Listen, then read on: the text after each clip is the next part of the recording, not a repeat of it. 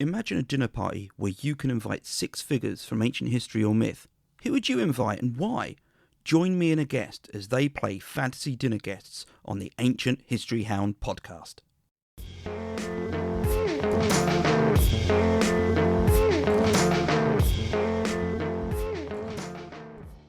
Hi and welcome. My name's Neil, and this is the first in a new episode format I'll be doing from time to time, in which a guest comes in and talks me through their 6 dinner guest picks from ancient history and myth, and the reason for their choices. Before I get to the episode, just a few things. Firstly, if you want to get in touch, you can find me on Twitter at AncientBlogger, and the Ancient History Hound podcast also has its own Twitter now, which is at HoundAncient. Alternatively, just go to my website, ancientblogger.com. Secondly, if you can spare a review on the platform you listen to, it makes such a difference, and it gives small-time indie podcasters like me the visibility we don't always get. Finally, we do reference sexual violence, albeit very briefly. Now, as you might know, this is quite a common thing in Greek myth, but I just wanted to mention it in case. Time then to introduce my first guest to take up the challenge and give me their guest list. It's Helen McVeigh. Helen was the chair of the Classical Association of Northern Ireland between 2016 and 2021. Recently, she became chair of the Classical Association of Ireland and early this year elected to the Council of the Society for the Promotion of Hellenic Studies. Helen has a master's degree in classics and ancient history from Queen's University Belfast. Helen works as a tutor of ancient Greek. Her business has grown and now delivers online learning through herself and her team of freelance tutors across the globe, from Hong Kong to the USA. In the current term, she has 190 students learning across 17 courses in Latin and Greek, as well as ancient Greece and Rome. We had a great time discussing Helen's picks, and I know she really agonised over them. So I hope you enjoy this as much as we did. Hi Helen, thanks for joining and taking on what is quite a considerable challenge. You're welcome. It's an honour to be here. Before we start, I've mentioned in the introduction what you do and how you're involved in ancient history and classics. But how did you end up here exactly? Well, it's a bit of a long, sort of convoluted route, because when I was at school, I had intended to, I always liked history and enjoyed history, but I intended to study computer science at university. But, when you're a teenager, things happen, and I just didn't get the grades. Ended up working in hospital administration. While I was working, I did a humanities degree with the Open University, which ended up focusing on ancient history and classics. And I remember doing the module on 5th century Athens. And all of a sudden, this studying wasn't a chore. This was absolutely wonderful. I just loved it, really, really loved it. But I remember being on holiday in the south of England and visiting a medieval castle, and I wish I could remember where it was and what it was. But there can't have been many ruins left. It must have been in quite a sorry state, because I remember being outside and touching the walls and just thinking about how, what had these walls seen, what had happened Yeah. while these walls were built. And it was just a sort of a magic moment. And it's a bit like whenever I visited Delphi, the last time I visited Delphi, and you've got inscriptions, epigraphy on the stones, and you can put your fingers into the very letters, and it's like time travel, because Yeah. you're touching what those ancient sculptors touched, and it's Yeah. a link to the past. It's just magic.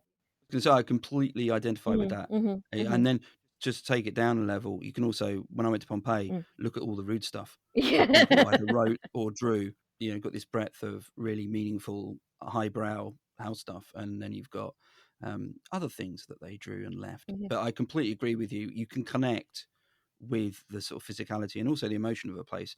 I remember visiting Delphi, and I was just, wow. I could have spent days just sat there. Mhm, So no, mhm. I completely agree. When you find it, you find it, and I think that's one of the key things where people fall for the ancient world. Absolutely. And it also shows us, I mean, all those rude things in Pompeii, people haven't changed. No, they haven't. No one people were still the same. People laughed at the Yeah, same silly things, which I'll be talking about later with one of my guests. Yes, Um, yes.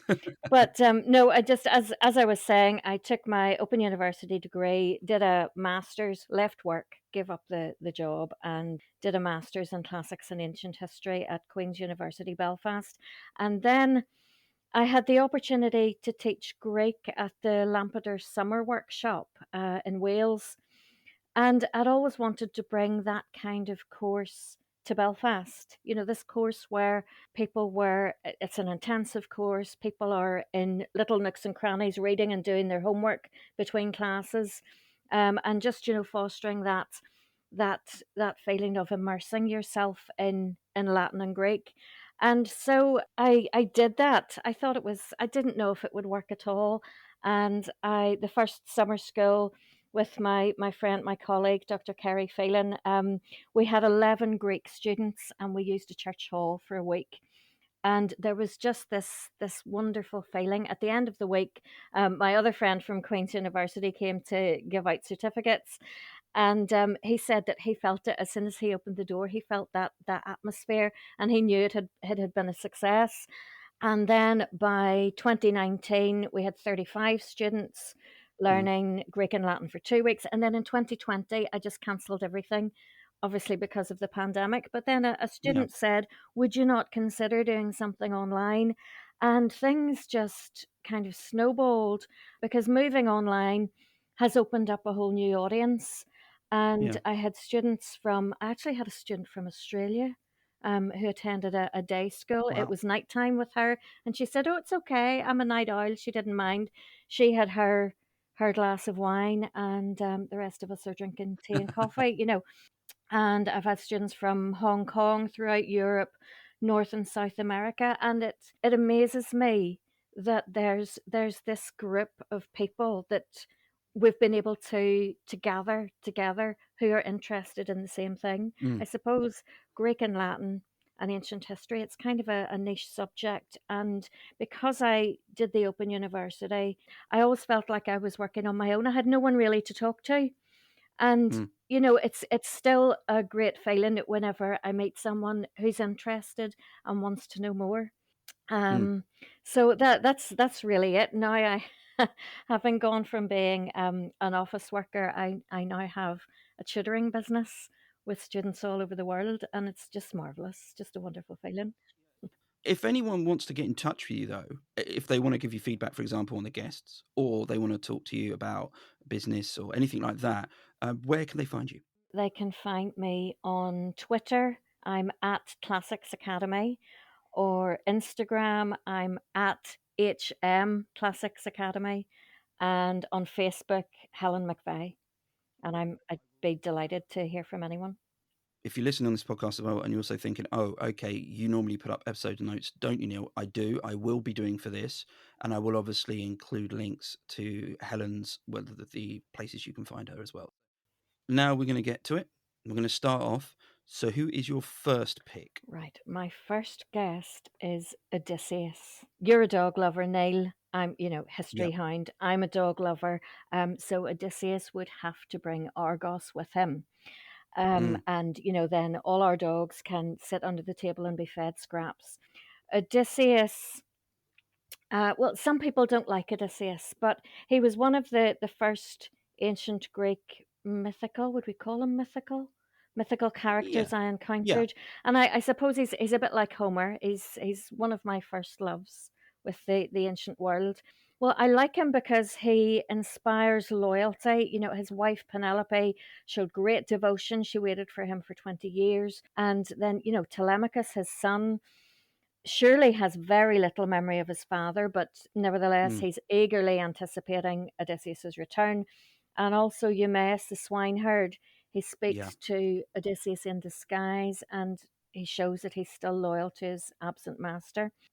I also enjoy, if you can enjoy such a scene, the scene with Argos, talking about Yeah. poor old Argos in Odyssey Yeah. 17. And it's just one of the most moving in all of ancient Greek literature. It's just so lovely that this loyal little dog recognizes his master, well, it's one of those things that really gets me in the feels. It gets a lot of people. It's one of those things you think, "Oh, it's just me."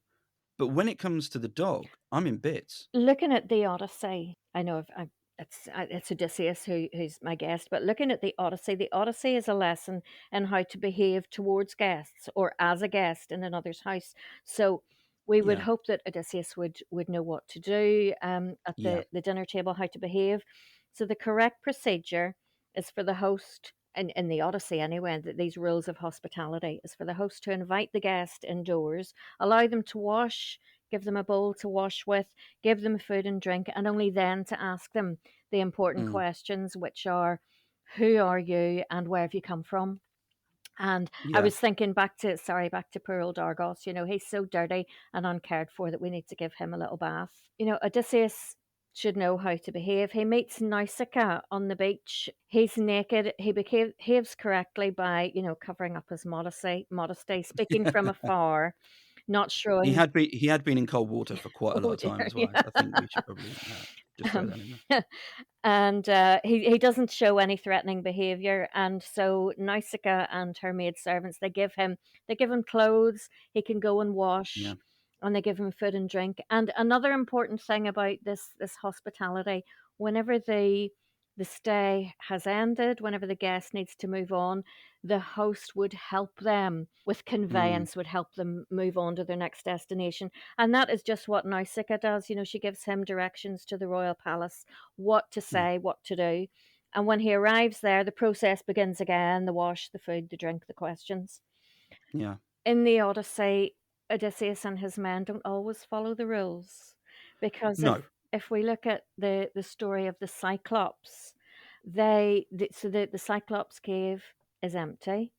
They go in uninvited, and they're planning to steal cheese and lambs and kid goats. That's not what a guest should do. And no. Polyphemus returns, and he doesn't follow the hosting rules either. So he arrives, he spots the man, he asks them questions first rather than offering the food and Yeah, the washing bowl. But instead of offering food, what does he do? Oh dear, he eats two of them. And that's in pretty much the opposite. It's pretty much You the you opposite. can't get much more opposite than rather than offering people food, Eesh, eating them. I know, and I'm flicking through my copy of the Odyssey here. I don't know if I can find it, but my translation, which is my favorite translation, is the Richmond Lattimore translation, and I think it says he dashes them against the wall like puppies. Yeah, Oh my yeah. goodness! So it's a very gruesome episode, but Hmm. it's if you can manage that, it's a reversal of what's correct to do. There's a sort of idea that that Polyphemus wasn't represented a kind of uncivilized. Hmm. He drinks the wine neat. He obviously doesn't know how to host. The Odyssey is incredibly geared towards good hosting, being a good guest, and being a good host. It's one of the major themes in the Odyssey, which isn't apparent until you start thinking about it, and you realize it's cropping up all over the place. Really, yeah, you're right. It really is. It's everywhere. You've got the suitors.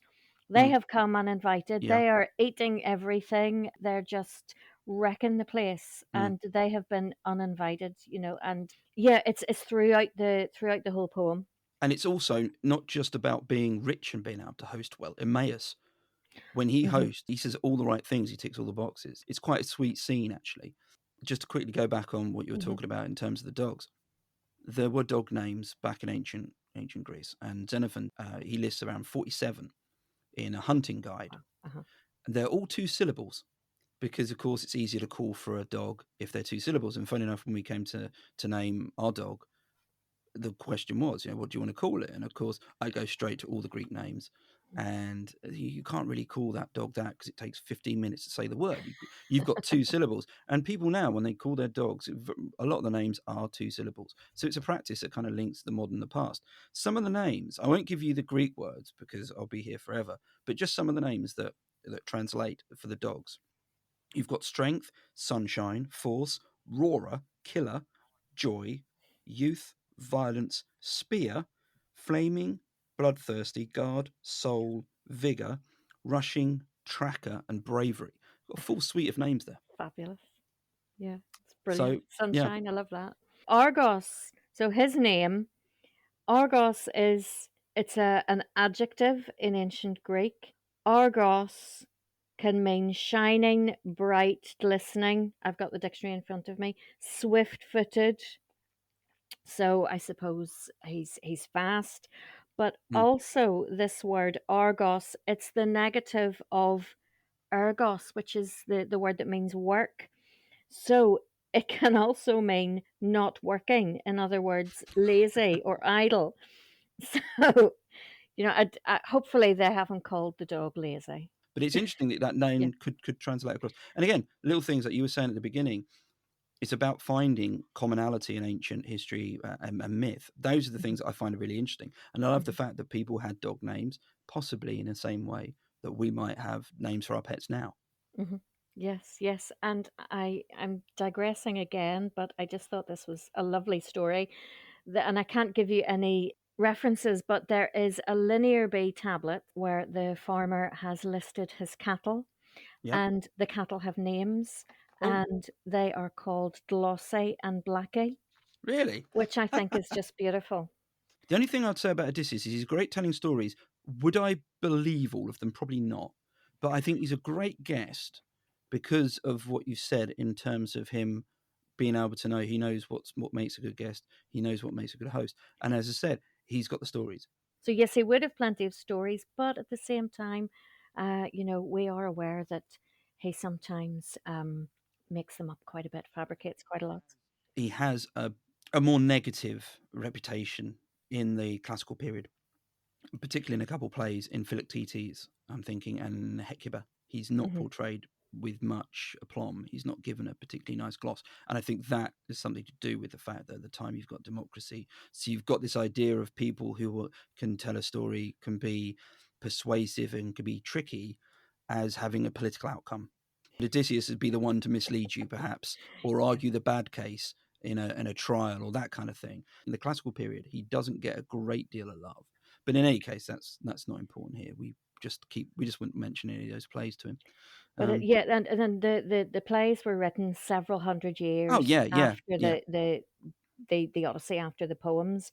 Mm, And for the bad rep that he does get, people talk about, well, he can't have been that good a general, that good a leader, because he came home on his own. All his men died. But really, when we look closely, he wasn't to blame for the deaths of his men. In that final test, he told them not to eat the sun god's cattle, but they yeah, did. They disobeyed him, and then they're punished by Zeus, who sends the winds, and the crew drown. Yeah, I'm that's right. trying to see the good side. I like Yeah, Odysseus, and I hope no one's offended by that, but I do like him. outrage on Twitter or other social media outlets. I would say that yeah, he is someone who has that side to him. It's always worth thinking about this as well. The Odyssey is Homer, whoever that person or that group of people was or were, Hmm. their take on a mythological character that then influenced the later descriptions and understanding of him. So our take on Odysseus is largely informed by one instance. I'm not aware of anything that survives prior to Homer, but it would be very interesting to know what those other stories about him were, if there are any variances in his character. But Hmm. anyway, that's me. That's me going on. Excellent choice, I think. Cracking guest. And Thank that you. means then that we will go to our second guest. Okay, so my second guest is Helen of Troy, or Helen of Sparta. Why do I want her at the dinner party? Well, for a start, she's my namesake. And whenever I was born, many, many, many, many years ago, my dad wanted to call me Ariadne. Anyway, they decided on Helen, and this isn't connected in any way, but my dad was a newspaper journalist, and the editor, the boss at the newspaper, was called Mr. Troy. And it was Mr. only Troy. Mr. Troy. Wow. Yeah, Cyril Troy was his name. Yeah, it was the Troy family owned the newspaper. That So is it's yeah. it's just such a coincidence. That is yeah, there's some name. It Cyril is Troy. some I name. do Yeah, like that name. yeah. But I'm curious to see what the most beautiful woman in the world looks like. The Yes. face that launched 1,000 ships. How beautiful was she? And Her story has been written about by tragedians, by Euripides and Sophocles, Hmm. and by Homer, and she's in the Odyssey and the Iliad. She's in Ovid's Heroides. There's an encomium of Helen, a praise of Helen by Gorgias. And I've also come across an episode of Star Trek, the original series of Star Trek, which is rather cringy. It's from the 1960s, in which there. Oh, you've just started it there. That's going to cause Oh, outrage. okay. Well, I'm a big Yeah, Star yeah. Trek fan. Next Generation is the series for me, and I am trying to work my way through the original series, but it's just Captain Kirk's overacting, and anyway. So we've got in this episode anyway, we've got these two warring factions. I think they're on different planets, and one is called the Ellens, and the other are called the Trojans. And they're attempting to put an end. They're fighting, so they're attempting to put an end to the war by marrying an Ellen woman. She might be the queen. I'm not sure. I can't remember. To a Trojan man, and the episode, it's hilarious. It's also a little bit unsettling because at one point Kirk hits her, he slaps her in the face. But the Ellen Queen, I think she was a queen, was marrying a Trojan to prevent a war, not start one. So obviously Right. based on the Greeks and the Trojans. But Helen herself, she's a mystery. She's the daughter of Zeus, and Hmm. allegedly she was hatched from an egg. And this makes slightly more sense when we remember that Zeus visited Helen's mother, Leda, in the form of a swan. Apparently, swans are warm, cuddly creatures. And I would love to see one up close, but I think they're warm and cuddly whenever they're, tied up in a bag to go off to the vet to get some treatment. I watch these shows on Yeah, TV. I fear swans. When I was young, I got chased Okay. by one. They don't take any mess Okay. from anyone, so I'm not sure I'd ever want to get that close to a swan. But Okay. So you know, maybe if maybe you feel not the so need, warm and cuddly then. Yeah, yeah, and a bit like Zeus. Yes, we wouldn't trust them completely then. no, But there are so many questions about the Helen story, the story of Helen, and it's a myth, so it's not about finding out the truth. yeah, The story is captivating because we're still talking about it in the 21st century. But I'd love to talk to her yes, about what was the real story around her abduction by Paris. Did she go willingly? yeah, Did she willingly return? Was there an atmosphere when she was back in Sparta after all that had gone on? mm, But there is an alternate myth, which we find in Herodotus and in the Euripides play Helen, is that she didn't ever go to Troy, but was instead placed under the protection of the king in Egypt, King Proteus, and instead a yeah, phantom went to Troy in her yeah, place. So in yeah. that myth, she's completely innocent of wrongdoing. And she wants in the play, in the Euripides play, she wants to return to her husband Menelaus, and she's very sad, and she's glad to see him Mm. again. She's relieved. First of all, if you're interested in, I can recommend Bettany Hughes' book, Helen of Troy. It's a brilliant book. You can read it knowing a great deal about Helen or very little. Bettany Hughes generally I always Mhm. find really, really good. Now, when it comes to her beauty, you mentioned her beauty. There isn't any description of her which gives us what she actually looked like, No, which is really, really unusual. But then it kind of makes sense because if you think about it, how do you describe someone you find incredibly attractive? You usually just say they're really attractive. You might say, oh, they've got these perhaps a particular shape to their face, or there's an aspect to them that you find mhm, really striking. And this leads me to a point that I actually came across whilst walking the dog. And I imagine other people have had this. I'm not going to pretend it's unique. But her reputation of her beauty, it wasn't that of a grown woman. It was more or less as a child. She would have been married at around sort of mhm, 14, 15, let's just say. People were courting her and they knew of her beauty up until that point. If you just think of it like this, if I said to you, I've got a picture here of the most beautiful person on the planet, I expect you would not think that photo to be of a mhm, 12-year-old. But that's ultimately what we're discussing. Helen of Troy wasn't a beautiful woman. Her beauty was when she was still a young teenager or barely mhm, a teenager. This was when she was, according to one myth, raped by Theseus. And then after that, she had all the courtiers come and compete for her hand because she'd been known as so beautiful. She didn't end up with Menelaus simply because he was the first person there. The king, he held a competition where everyone turned up and basically competed for her. So she would have been very young when that happened.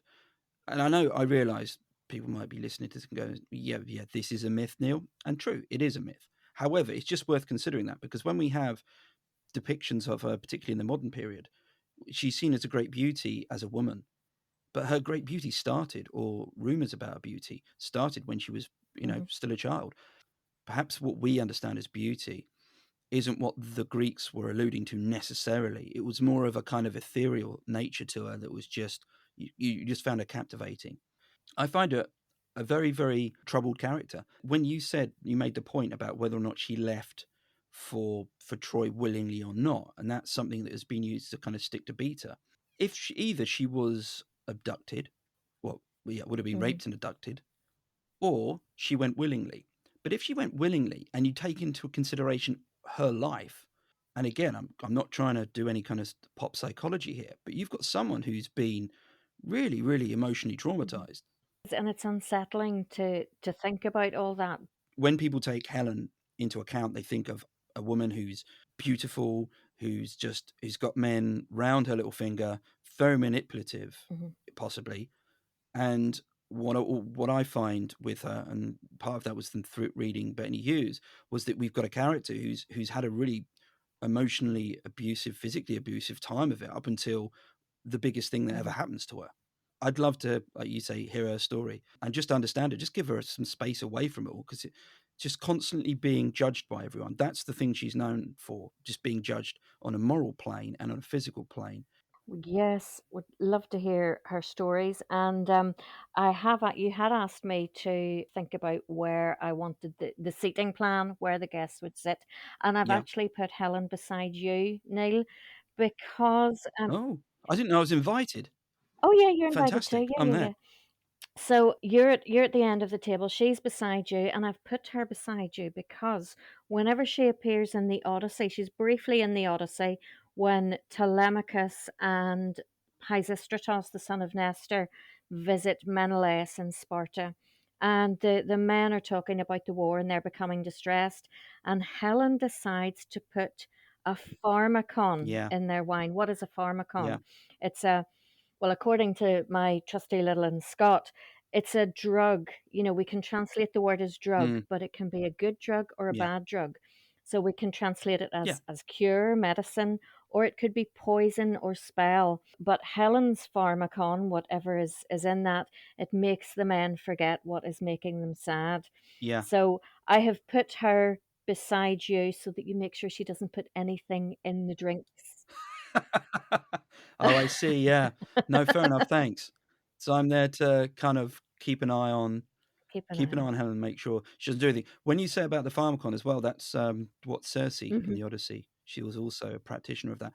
It's a whole different conversation when you start talking about Yeah. magic and things like that in ancient Greece because it's such a difficult definition to apply there. But it was certainly one of the characteristics of people who are sort of later on identified as practicing magic is that they have this ability with herbs, plants, and that sort of thing. I think that's very, very evident in Circe by Madeline Miller, which is absolutely brilliant if you get a chance to read that. Hmm. It's a great Hmm. book. One thing I did find out is that Pausanias said that there were parts of her egg that were hanging from a ceiling in one of the temples in Wow. Sparta, and he saw it. Wow, I didn't know that. I think he saw it. He definitely writes about it. He says, "Yeah, they still have the egg there. I might need to check whether it was still there when he visited, but Okay. yeah."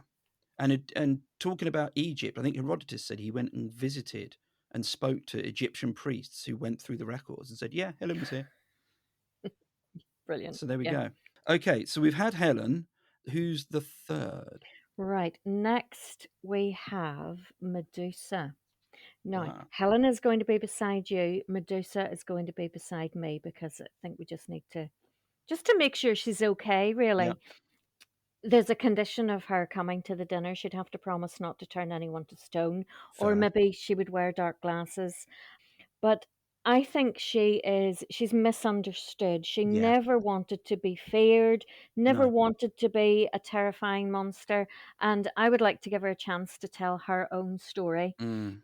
So lately there have been retellings of ancient myths. You'd mentioned Circe Yeah. by Madeline Miller, and Medusa is no exception. I have a pile of books in front of me. I have Medusa by Rosie Hewlett. I have Medusa, the Girl Behind the Myth by Jessie Burton, and a lovely novella entitled Hear the World Entire by Anwin Kaya Hayward. It's written in the first person, as are the other books. Mm. It's desperately sad.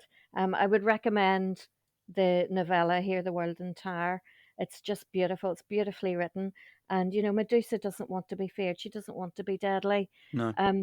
Up until now, she's this scary monster with a head of snakes who turns people to stone just with a look. They're inviting us to sympathize with the girl within. And Yeah. the myth of Medusa, it's a bit like a jigsaw, as Yes. are many of these myths, Yeah. with little bits here and there that Yeah. we're trying to put together. Their Gorgons are mentioned in the Iliad, Mm. in the Argonautica, Aeschylus Prometheus Bound, and the Library of Greek Mythology by Pseudo Apollodorus. Mm. But I find that the fullest source seems to be Ovid's Metamorphoses. Yes. Yes. I think it's certainly Ovid who's the one who brings around the myth I think most people are familiar with. Yeah, just talking about other references, there's also Hesiod's Theogony, Yes, that's right. written 700 Yeah. ish years prior to Ovid, and Mm. that tells us, I have a quote here in my notes, it tells us that Medusa was mortal, with her alone the dark haired one. And the name, the dark haired, this translation I think I got it online. That epithet is usually of Poseidon. He Yeah. lay down in a soft meadow, and oh my goodness, when you're in a meadow, it's where Persephone Yeah. was Yeah. taken by Yeah. Hades. The meadow Yeah. is not a good idea. Do No. not go to a meadow. Hesiod's Theogony tells us, it does tell us the background, that she became pregnant and bore two children, a winged horse and a human, who were born when she was beheaded by Yeah. Perseus. So really, there's not much there, is No. there? There's just so little to go on. I think that one of the central issues with Medusa is that in the modern period, we're used to the idea of canon. That is, someone has a fixed backstory and Mhm, that they don't, that there is just one truth. When you're talking about Medusa, you're talking about a semblance of different myths that sometimes overlap. I think it's Pindar who talks about her hair, the fact that she can turn people to stone, but he also calls her beautiful. And in the archaic mhm, period, mhm, representations in Greek art and also representations in poetry has the Gorgons down as these fearsome looking creatures. They've got boar's tusks. They're scary. They're inherently not pleasant things. And then if you go through Greek art in the 5th century, things start to change a bit, and all of a sudden Gorgons are started depicted as more human. And at mhm, one point, you've got them sort of chasing young guys around on vases, and the only way that you can tell them as Gorgons is they've got wings. They're sort of attractive maiden women, mhm, and that's happened within sort of 200, 300 years. And then you throw in the fact that Ovid comes around many centuries after that, and then writes a myth that kind of pieces together and also adds things to it. He's the one who I think posits the idea of her being human, who's raped by Poseidon and then punished by Athena, a victim twice over. It's a horrible backstory for any character. mhm, And that, I think, has driven out people going back now and saying, well, as you've pointed out, what do we understand? This isn't a person to be feared. mhm, And it's really been interesting seeing some of the stuff that's been written, listening to some of the podcasts that have dealt with it. And it's quite refreshing that people are doing that. I'm always interested when people take a bit more of a different view on things that happen in antiquity, and you can get some really interesting stuff out of it. And I think to have her in the same dinner party as Helen is quite fantastic because you've got two individuals there who've been judged purely on their looks, mhm. but Yes. in very different ways. Yes, gosh, that's desperately sad, isn't it? Ovid, he gives us some background to how Medusa became a Gorgon. It was her Mm, punishment yeah, from Athena slash Minerva. But he tells us that she was, as a human, she was exceptionally beautiful. yeah, and her hair was her crowning glory. And then, of course, it's changed into snakes. And actually, in one of those novels, the snakes speak to her and tell her what to do. And Really? it's the snake. Yeah, it's so interesting. The snakes Ah, tell her, "Oh, look at him," and then she feels the power whenever she looks at someone, and they turn to stone, and she sort of gets hooked on the power, the feeling of turning someone to stone. It's great. I'm sorry if I've spoiled that. no, no, Spoiled no, it. not at all. My relationship with Medusa is that I'm pretty sure she's the character that got me into Greek myth because as a child I Mm, watched Clash of the Titans and I loved it. I absolutely loved it as a kid, and I still get the shiver when I hear the sound, the rattling sound, which is again was a complete invention. The idea that she was half snake, I don't really know where that comes from. Presumably because she's got snake heads, Harryhausen decided to make her into a kind of half snake person as well. yes. Um, but I went and saw well, it was a couple of years ago, an exhibition of Harryhausen figures, and there she was. There the character was, the figurine, as it were, that they'd used, and it's going to sound awful. I went up to it and I generally, my heart, if you could have measured it, it was going up. For me, getting into Greek myth was Clash of the Titans and Wow. was Medusa because just scared the living daylights out of me.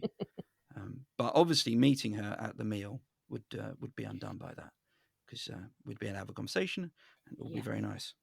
Yes. And she wouldn't be scary, I Not hope. at all. Not at all. Yeah. Yes. We're now on to our fourth, I Our think. Yeah. fourth guest. Okay, let's lighten things up a little bit. This guest is Aristophanes.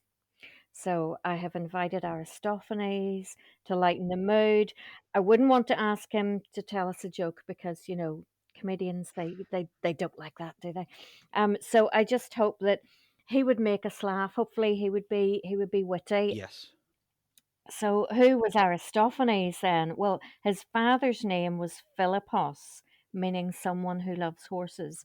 And this sort of name would have been only appropriate to name someone in a family that was rich enough to own horses. So, in other words, they're very wealthy. And Right. I think Aristophanes, his own name meant eminently best. So he was most Ah. likely a member of the aristocracy. Mm. And of course, then there's a link to his play, The Clouds, that has the father and the son, and the son Yeah. is called Pheidippides, which is Yeah. also connected to horses, and he's hooked on gambling. He's lost all the money. He's bet all the money on the horses.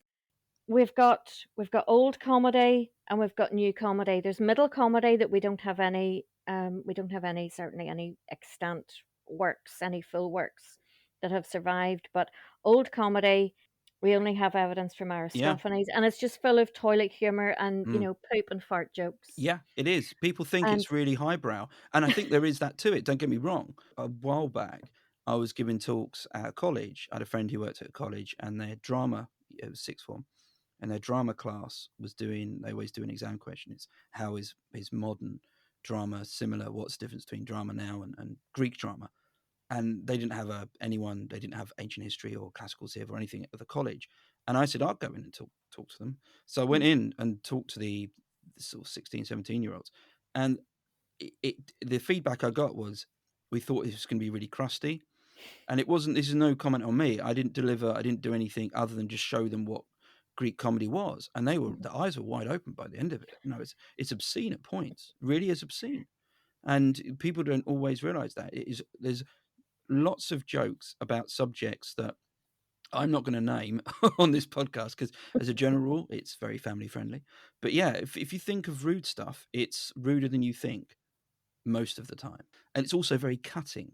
He really goes out and has a go. He picks people out in the audience. That is to say, he wouldn't be reading the front row. But if you're a politician of any note or a character of note, and you're going to Aristophanes, and to watch his play at one of the contests, you're going to get named, and you're probably going Mhm. to get read quite badly in the play. Yes, and that there seems to be a lot of interaction with the audience. Yeah, It's yeah, a little bit like a pantomime, yeah. but not for the young kids. No, You've got comic characters, silly songs, audience interaction. yeah.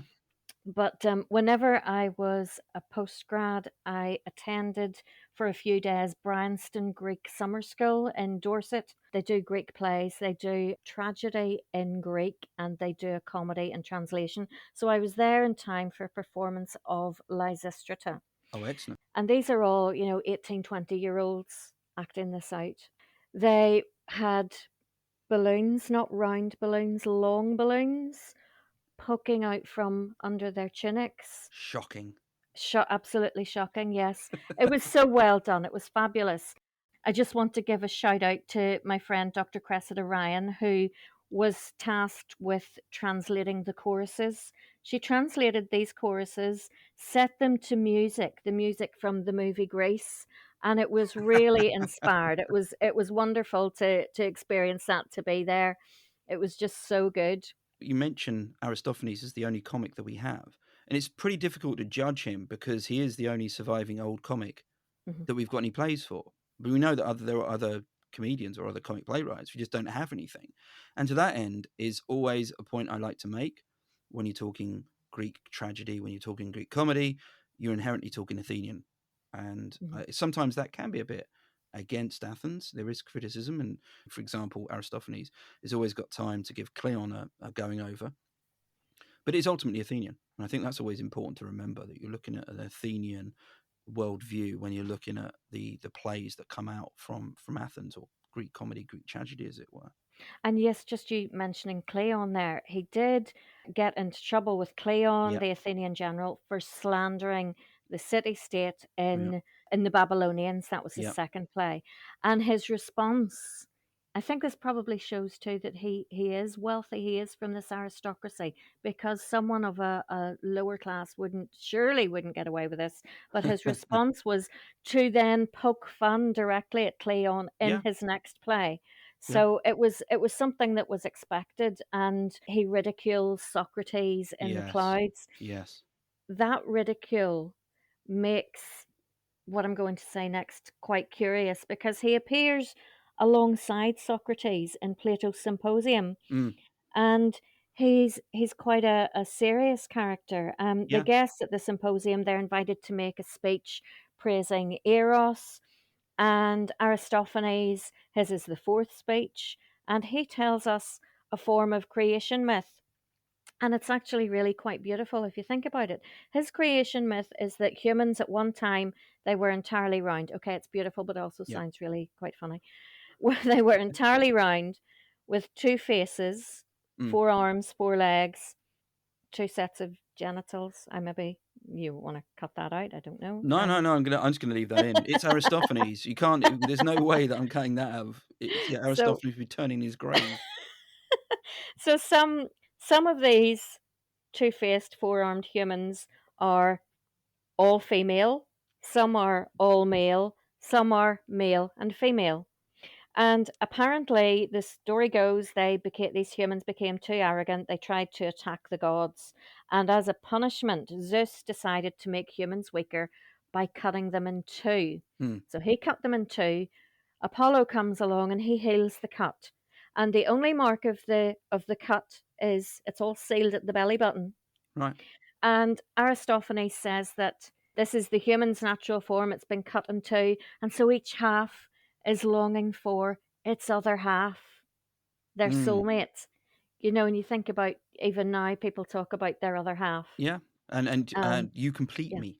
There we go. Oh yes, There uh-huh. we are.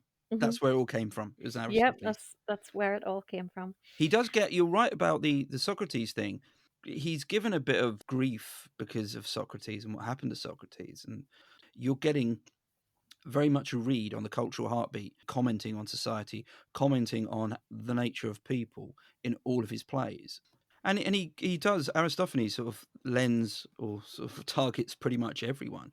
Mm, He'd be a fantastic guest, and I like the point you make about, don't tell us a joke, tell us your insights. I'd like to talk to him, and yeah. I imagine if he would have so much fun in the sort of modern climate. I think his abilities would track across. He could write things that, well, yeah, I think they'd fall foul of probably every libel and slander law there is, but he would be able to sort of replicate what he did against the sort of status quo back then, even more so now. It will be very interesting.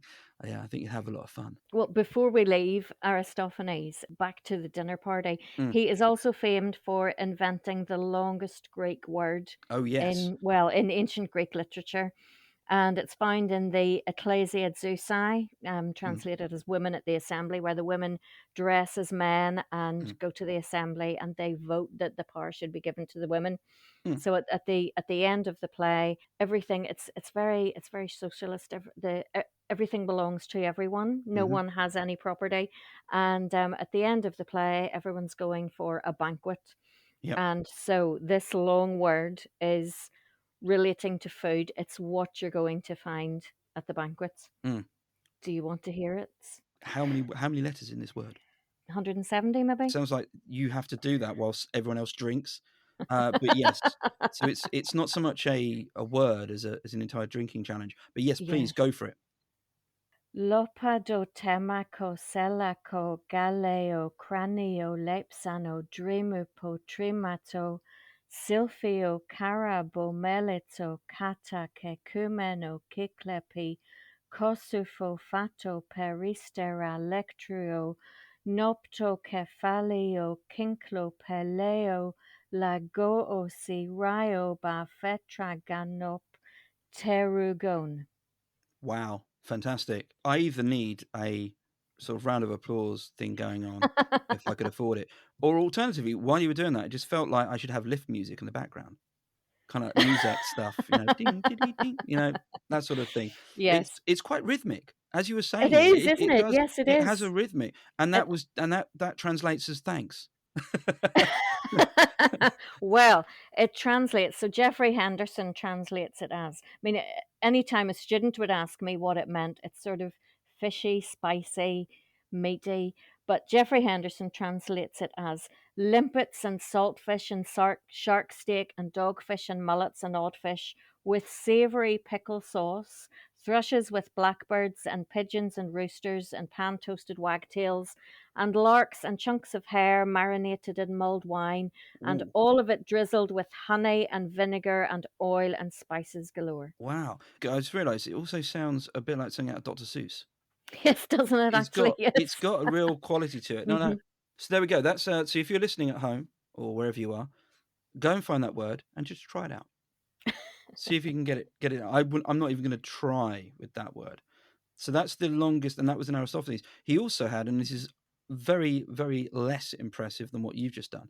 I like the fact that he came up with the term cloud cuckoo land. Yes, That was in the absolutely. birds. Mhm. His attention to detail, actually, and a lot of the stuff he did, is quite fantastic. A lot of different species of birds that are referred to in the birds, Mhm. and apparently the chorus would have been everyone had been dressed up as a different bird. So going to see him or going to see his plays was a real visual experience. I Quite a mean, everything's spectacle, being yeah. sung, being danced. You've got these fantastic outfits. You've got the absurdity of the plots, but there's social commentary. You've got all of this, and ultimately, at some point, he's going to reference something that goes, "Oh yeah, that's just like the guy who sits. Oh yeah, that's my neighbour. That is, he's talking about my neighbour," and it's just fantastic to weave all of that together. To my mind, is just that's a crowning achievement. But Mhm. Mhm. anyway, I Mhm. think he'll be brilliant for all number of reasons. And now that brings us then to our Okay, penultimate guest. to number 5, and this is Sappho. Ooh, Why Sappho? Well, again, we know so little about yeah, her and would just love to chat to her and, see her reaction, I suppose, with Aristophanes as well. What is their reaction to knowing that they're still being read yeah, in the yeah, 21st century? And Sappho I'm going to say she's a little bit like Medusa. She's nothing like Medusa, but what we know of her, mm. like Medusa, it's just a little jigsaw that we need to put Yes, yeah, together. And that's obviously, yeah, what we know about her is fragmentary, and mm. her poetry is fragmentary. And many ancient writers mention her. Yeah, We know for sure she existed. So she was born in the 7th century BC. mm. That's the 600s on the island of Lesbos, Greek island near the coast of modern Turkey. And ancient readers believed that her poems were autobiographical and that she was Mm. writing about her own family. She was praised by ancient writers. They praised her poetry. It was very highly thought of. It's frustrating because exactly what you say. She's mentioned by so many Hmm. different sources, but at the same time, we don't have a great deal. There's an In Our Time podcast, or Hmm. In Our Time radio show. They did an episode on Sappho, which was very interesting. It had Edith Hall in it, who's always great to listen to, pretty much about anything. And I think it was Edith or one of the guests on there who said that we've probably got about 1% that survived, which is just astonishing. We It have really is, yeah. such little of what she created, and that's a combination of a number of events. I don't think that she was particularly popular with the developing Christian church. There's No. also the fact she spoke Aeolic Greek, which was slightly different, and it wasn't viewed well. Certainly, in some instances, it wasn't viewed particularly well. There's a chap called Prodicus who, in Plato's Protagoras, mocks that the Aeolic dialect because it doesn't sound very good, and I think it was perhaps more difficult to translate, which is another sort of added to all the problems in any of her records surviving. Mm. Um, and the thing that strikes out for me is a point that I'm not going to claim to make this point. It's actually a point that was made on the episode I listened to, and it was not only is it fantastic because we have a surviving or something from a woman writing in the ancient world, she also gives us a view to other women in the ancient world. She mentions other women. She talks about other women, and in various ways, in various contexts. So we get to hear, and you can read a fragment of hers and know that she was talking about another person, and that person Hmm. is therefore in some ways made visible to us. And it's just so important because obviously one of the things we don't have a great deal of is sources or anything that comes down from a woman's perspective in the ancient world. It's like an takes it up an extra notch for me, just how crucial she was and Hmm. is. And I always I imagine like yourself, you live in hope that they're going to find more stuff at some point, that Oh yes, they'll really find do. another Yeah. fragment or more of her work. So she was Hmm. really, really important.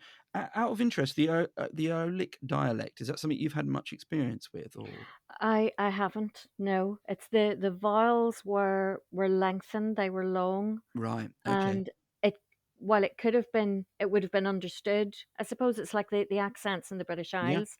Just, you maybe have to listen a little more carefully. Mm. So it would have been understood, but the I actually have Anne Carson's "If Not Winter" in front of me, and there are a lot of etas, a lot of long e's Okay. in the Greek. I'm not really sure what else was different, but I haven't had to translate any of this myself. I know from when I read up on Thebes for my episodes I did on Thebes that apparently the Thebans had a particular accent, and I think it's Aristophanes who mocks the Spartan accent in one of his characters in Lysistrata, and Oh, in I the didn't. modern translations, I forget the name.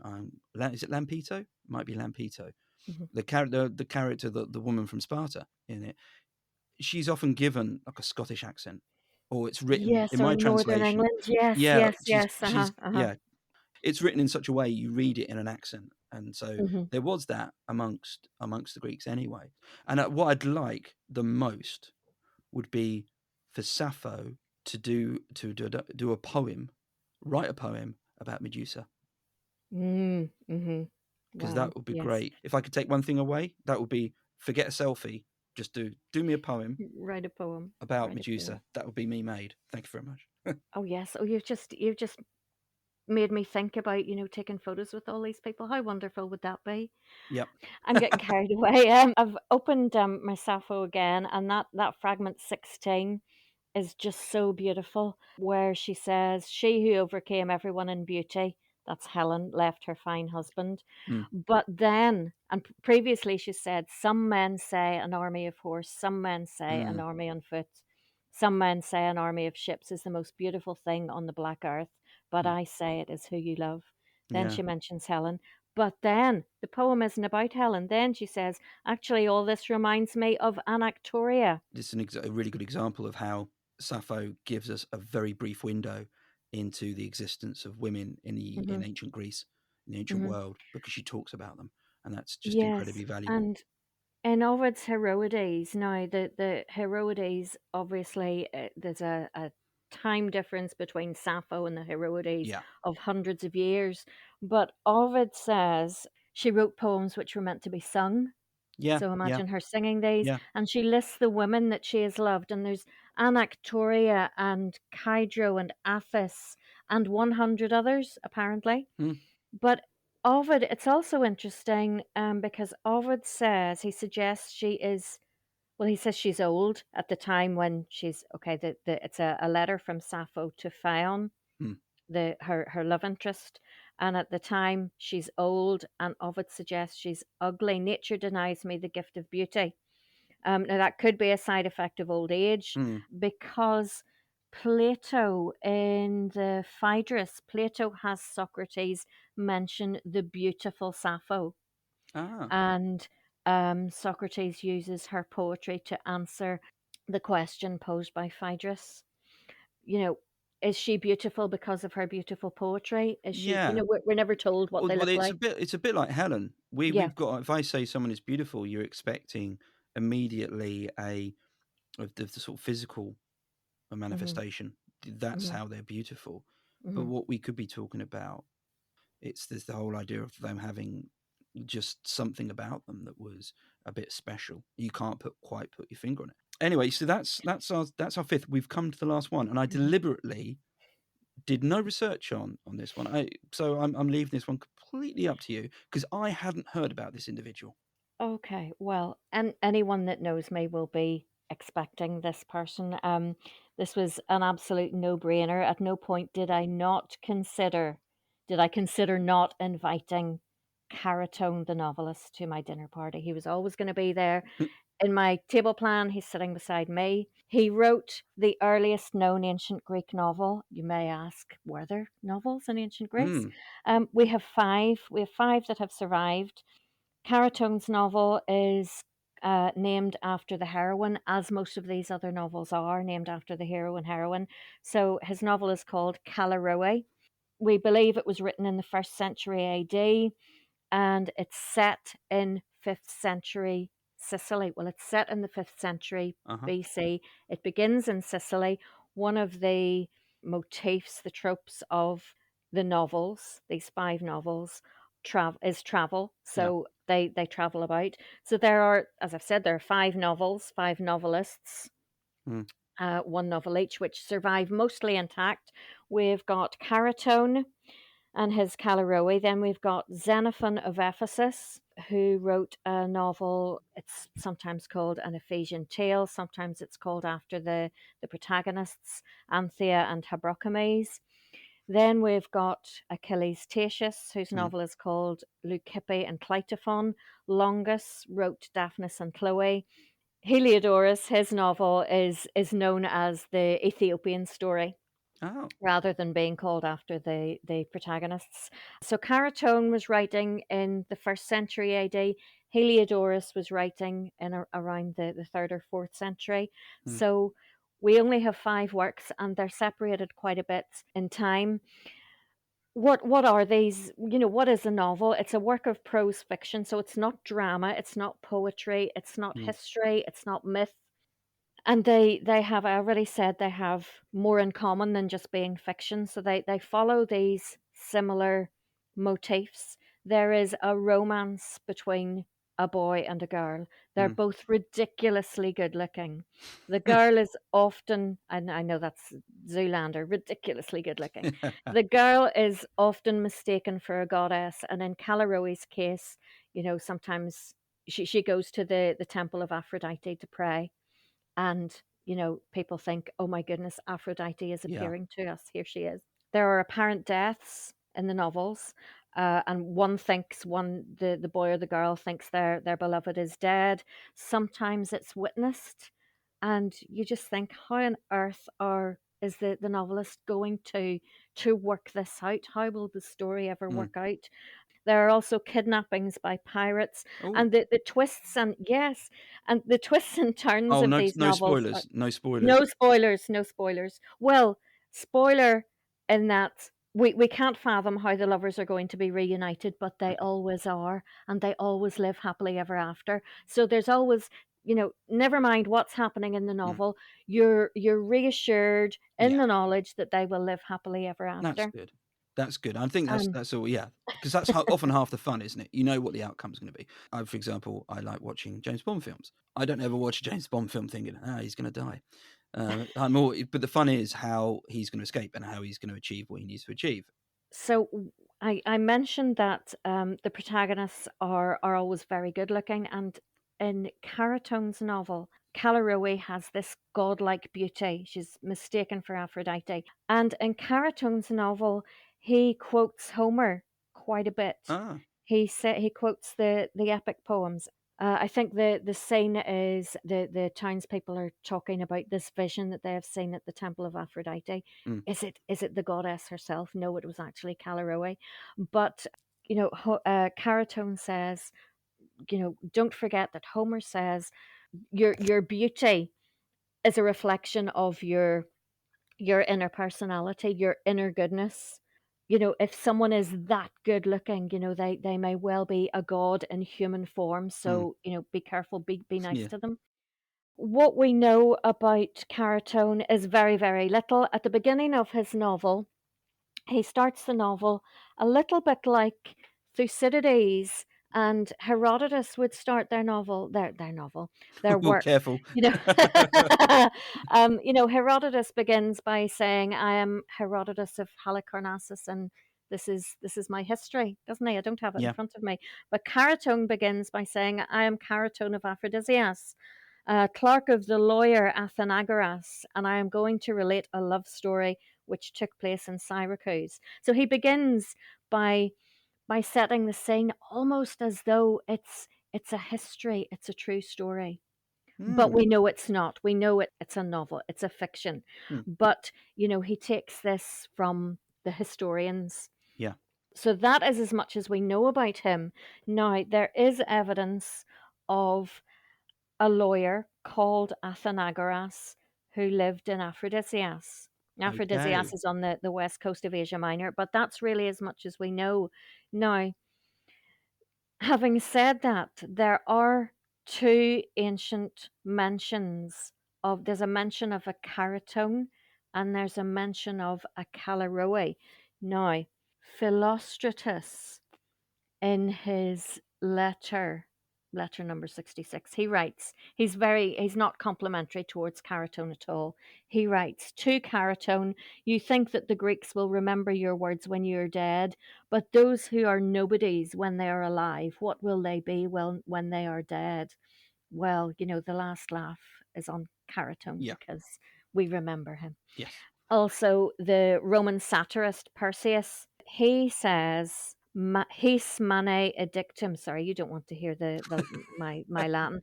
He says, let's translate it. He says, "To these I recommend what's on," sort of a playbill. What's Yeah. going to be on in the theatre.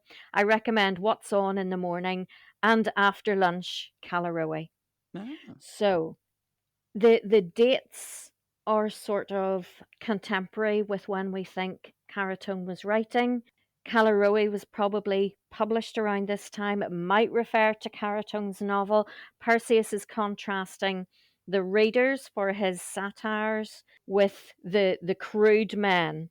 That's what he's referring to these crude men who were interested only in the latest performances and a frivolous and superficial novel. ooh, No. blimey. Yeah, blimey, exactly. Now, I would disagree because I think Caratone's novel, and certainly, and all the other novels, but Caratone's in particular, was written for educated people Yeah. because well, for a start, you had to be educated in order to be able to read. Mm, There's a scholar, Ben Edwin Perry, is a scholar from the 1960s, and he suggested that that the novels in general were for women. I mm, suppose because of their subject matter, it is a love story, yeah. and it makes me think a little bit about Mills and Boone. I think Yeah. Mills and Yeah. Boone are actually still around, but I think that's very much reflecting the views of the time, the 1960s, on Mm. these ancient texts, because the work itself, in order to be able to read it, you had to be able to read. Yeah. Unless it may have been recited, and there is possibly some evidence for that, that it might have been recited. There are lots of recapitulations in Caratone's novel, the story so far. Oh, really? Frequently, yeah. Ah, okay. So it may have been published in installments, Ooh, or okay, it yeah, may have yeah, been read. And as well, there are openly references to Homer. yeah. Homer says, and then there's a direct quotation. Also, there are little bits of Homer in there that don't jump out at you, that are more covert. Mm. There's also some quotations from Menander and Demosthenes, and to be able to appreciate that, you need to know these other works. Yeah, yeah, you need to get that, not so much Mm, the in-joke, but just to be able mhm. to get the reference. Yeah. No, I Yeah, see. yeah. As a way of sort of demonstrating how much fun that might have been, there's a recent novel by Michael Hughes called Country, and it's the story of the Iliad. He's a Northern Irish writer. It's the story of the Iliad, but set during the Troubles in Northern Ireland, set in Wow. the 1990s.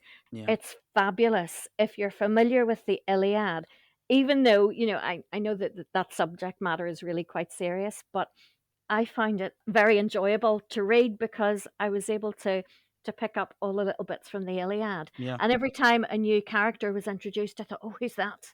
I'd like to think that's how the readers of Calaroe felt. Caratone's novel, I would recommend it to anyone. It's a lot of fun. My mum has read it and she enjoyed it. Yep. It's just such a so many twists and turns. It's such a romp. It's a lot of fun to read. You know everything's going to turn all right in the end. Take a weekend. There's an edition. I think it's a Yeah. Penguin Oxford World's Classics. I'm not sure who's published it. I can find out. By Stephen Okay. Trashcoma, and I would recommend, if you can, pick that up. There's quite a few options we've got now for books for Christmas. Yes, So you've got Bettany Hughes, anything we she's have. written, and you've got the Northern Irish writer, Oh yes, and now you've got Michael Hughes, Caratone as well. and all those Medusa novels as Yes, well. the Medusa ones. Yep. I will stick down in the episode notes that will go on ancientblogger.com.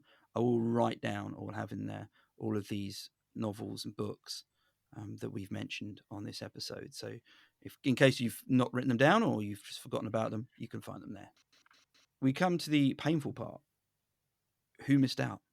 Oh, who missed out? Well, I mean, I started off with such a huge list. Okay, It just was give us a really few. it was Yeah, just top quite line. difficult to narrow it down. Well, Zeus for a start. I Yeah, thought Zeus maybe, but he just can't be trusted, and no, no, we no, no. we don't know it. Too risky. Yeah, Far too risky yeah, for the yeah, safety of our other guests. yeah. I thought about Socrates, Mm, but I think he would just be a bit irritating. yeah, yeah. I can. Yeah. Um, Herodotus, I love his digressions. I think he would have plenty of stories to tell us. Yep. And then finally, Homer. But how Mm. many spaces would we need at the table? How many people Yeah, are yeah. Homer? Yeah, exactly. You talking one chair, hundreds of chairs? That's a good one. You had asked me to think about where they would sit, so I Mm, put mm, Caratone next to me, and I put yes. Medusa next to me just to make sure she was okay. I feel a bit Yeah, sympathetic towards her. And I thought, well, I needed to keep Odysseus and Helen apart. yeah, So they're on opposite sides of the table and they're not directly opposite each other. I put Helen and Sappho opposite each other, and they're yeah. beside you. You're in the middle. Yes. Oh, that'd be good. And You got a very interesting sort of set of characters there. I think there'll be a lot of conversations. And I just want to say thanks again for taking the time to really think about it, because I know you have. Thank you so much for asking me. I'm absolutely delighted. I hope that you continue to do well. I hope your business does well and you continue to share the love of the subject. Until next time, and until my next podcast episode, stay safe and keep well.